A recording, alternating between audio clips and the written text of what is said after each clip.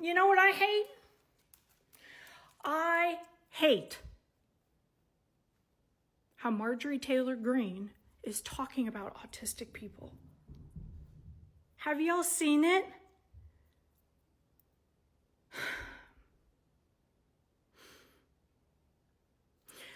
First of all, if you listen to it, you can tell she has never interacted with an autistic person, probably ever.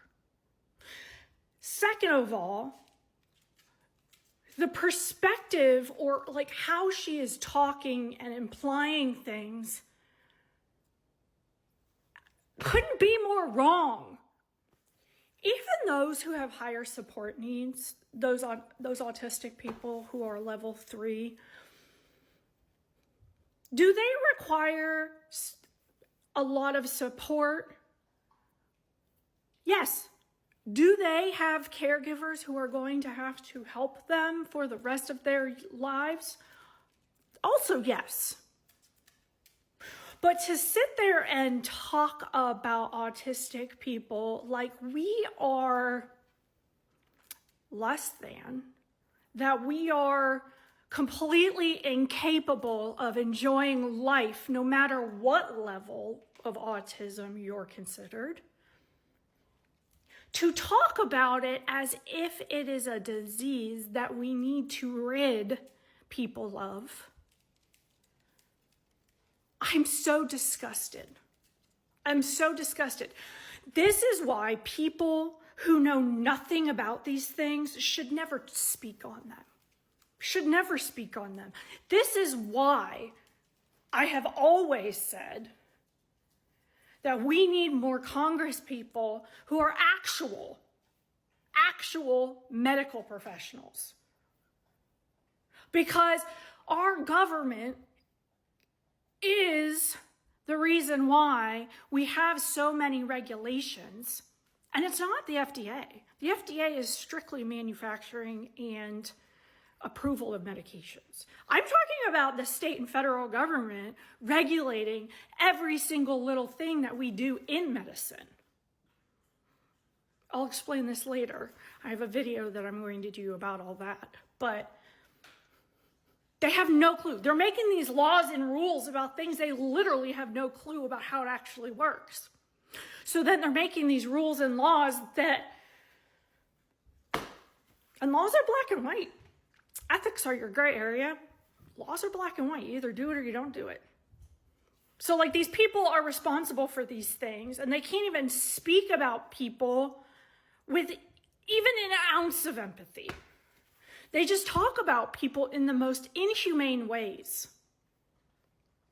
But also, her talking about the fact that autism, the rates of diagnosis have increased. I was trying to think of something to explain it. And the only thing I can really come up with is, I was born in the early 80s. When I was growing up, we had a station wagon.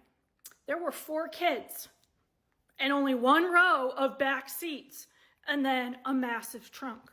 You know what happened so many times? We'd just be sitting in the trunk, rolling around, no seatbelt. Oh yeah. And I know that there's plenty of people who have similar stories. But now, we wouldn't let anyone do that. Not even kids, especially not children. Everybody's in proper seating. Everybody's in harnesses. Everybody's in a seat or a belt or whatever it is because we know it protects people's lives. But I bet you if you talk to anybody who grew up like in the 80s, 70s, seatbelt, what? Now, when it comes to autism, we have more information. We've been researching it for a longer period of time. It's not like COVID, which is brand new and we're still learning about it. And it's going to take years before we understand COVID further or fully. But autism, we've been actually diagnosing and learning and doing better for much longer. So we can identify these people better. Because I have news for you. There is no chance in HE double hockey sticks that I was going to get diagnosed in the 80s. Absolutely freaking not. I wasn't getting diagnosed in the 80s. I'm lucky I got diagnosed when I did. And I have my child to thank for that. Had I never had a child, I don't know if I ever would have figured it out. I have no clue. But also, too, when she's talking about how they go from being happy children to like this awful, horrible. Do you realize infants don't do anything for themselves and that it's our jobs to do everything for them and teach them how to do those things? Because literally, infants are blank slates. They know nothing. You have to teach them. You're not going to pick up on autism and ADHD, and they don't recommend diagnosis in the infant stages. There's too many unknowns in the infant stages. Now, I'm sure there are some people, like I knew about my child. I knew he was hitting physical markers. One of the early signs that you can see in an infant is delayed walking. He was 1.5 years before he walked. So I had a pretty good idea already. But again, they don't prefer they be diagnosed that early in age. I knew he was ADHD too at that age. I just knew. I can't tell you how I know, I just did.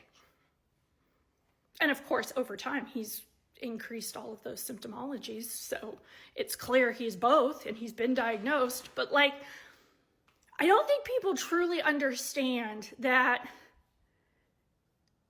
you don't diagnose them that early on. Like, this is why the people that are in charge of making decisions for the rest of the country need to listen to actual people who are autistic and actual people who research autism. Because y'all don't know what you're talking about. Y'all don't know what you're talking about. So maybe you should stop it. Stop it. Because you're wrong.